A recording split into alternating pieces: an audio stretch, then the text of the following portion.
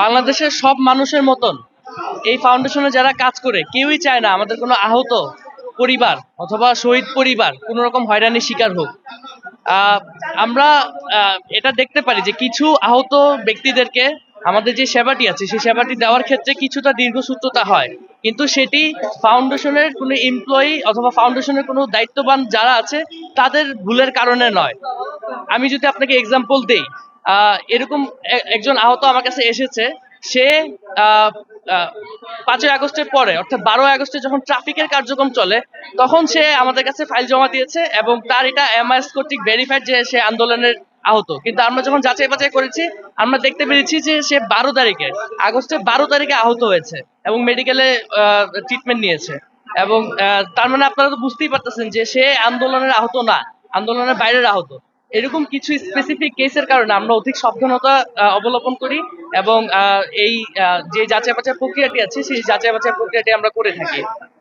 আপনাকে আরেকটি উদাহরণ দিই। একজন আহত আমার কাছে এসেছে, শুধুমাত্র তার হাতে একটা দাগ, কালো দাগ, সেটা নিয়ে সে আমার কাছে এসেছে যে সে আন্দোলনের আহত, সে আন্দোলনে পুলিশের লাঠি চার্জ খেয়েছে, তার কারণে তার হাতে এই দাগটি হয়েছে। কিন্তু সে কিন্তু তার নর্মাল জীবন সুন্দর মতো পরিচালনা করতে পারছে।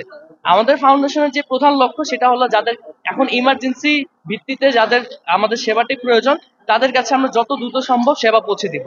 আপনারা এখানে আরো অনেক আহতরা আছে, আমরা কিন্তু কাউকে ডাক দিই নেই, তারা এসেছে এই কথা শুনে এখানে এসেছে, তাদের কাছেও জিজ্ঞাসা করতে পারেন, তারাও আমাদের ফাউন্ডেশন থেকে সেবা নিয়েছে। আমি স্বীকার করছি যে এরকম এক দুজন আছে যাদের ক্ষেত্রে দীর্ঘসূত্রতা হচ্ছে, সেটি আমরা অধিকৃত যাচাই বাছাইয়ের জন্য যাতে নিশ্চিত করতে পারি যে তারা এই আন্দোলনের প্রকৃত আহত, সেটার জন্য এই সময়টি প্রয়োজন হচ্ছে, কিন্তু সেটি সবার ক্ষেত্রে নয়।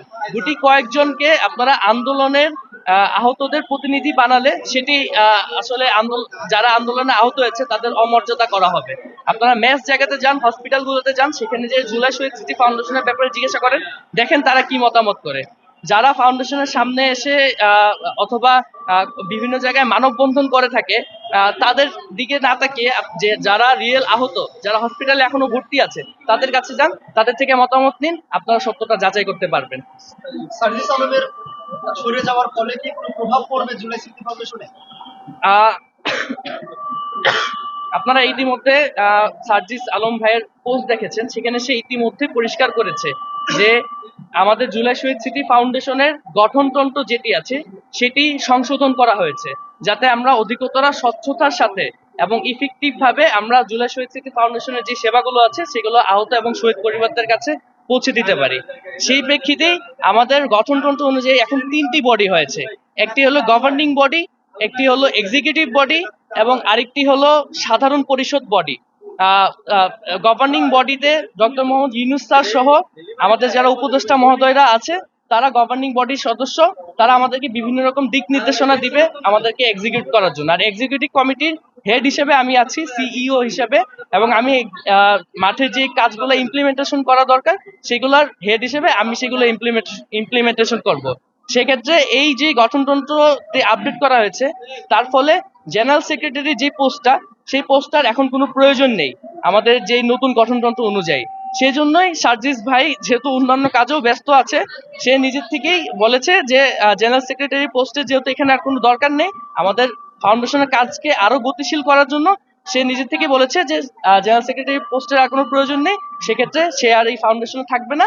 সে পুরোটাই এই গঠনতন্ত্রের উপর ভিত্তি করে গঠনতন্ত্রের যারা এক্সিকিউটিভ কমিটিতে আছে, গভর্নিং বডিতে আছে, তাদের উপর দায়িত্ব দিয়ে সে তার দায়িত্ব পালন করেছে। আরেকটা অভিযোগ করছে যে জুলাই স্মৃতি ফাউন্ডেশনে কেউ আসলে তাদেরকে যত্ন করা হয় না বা তাদেরকে গুরুত্ব দেওয়া হয় না, তো এই বিষয়ে আপনাদের বক্তব্য? এখানে আরো আহত ভাই বোনরা আছে, হসপিটালেও বিভিন্ন আহত ভাই বোনরা আছে যারা বিভিন্ন সময় নানা সময় আমাদের ফাউন্ডেশনে এসেছে বিভিন্ন সেবা প্রাপ্তির লক্ষ্যে, এবং আরো শহীদ পরিবাররা আছে। তাদের সাথে আপনারা যোগাযোগ করতে পারেন, যোগাযোগ করে আপনারা দেখতে পারেন যে আমাদের দিক থেকে কোনো আন্তরিকতার ঘাটতি আছে কিনা।